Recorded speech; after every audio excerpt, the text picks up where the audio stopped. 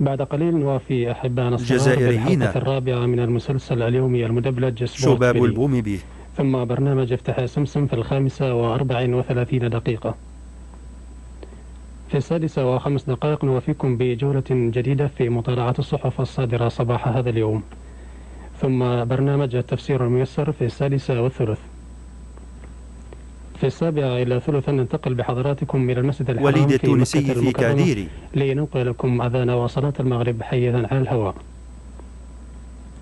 البرنامج الأسبوعي تحري منكم وإليكم الجريمة. في تمام الساعة 7 إن شاء الله، ثم برنامج النور مسلسل شباب والأمل في البومبي. 7:30.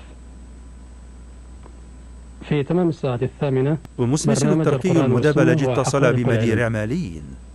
في 8:15 ننتقل بحضراتكم إلى المسجد مسجد النبوي ياسين الشريف بلطي المدينة في المنورة ولاية سلن. لننقل لكم أذان وصلاة العشاء من هناك. في 9:03 برنامج ومسلسل مجالس المغربي الإيمان، سلامات بن وفي البنات 9:30 الرابعة. كالمعتاد نوافيكم بنشرة الأخبار المصورة الأولى.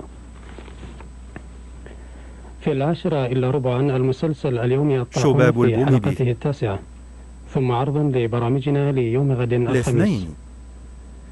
في 11:10 نوافيكم بالبرنامج الأسبوعي كل جديد. تحرياتي.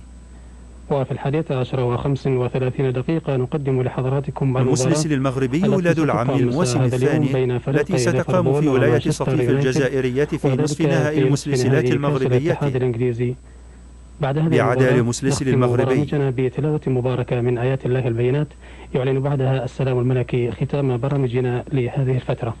أيها السادة، أحلى أمان الخير والسعادة أتمناها لكم مع برامجنا. شكرا لحسن متابعتكم. الآن إلى الفقرة التالية.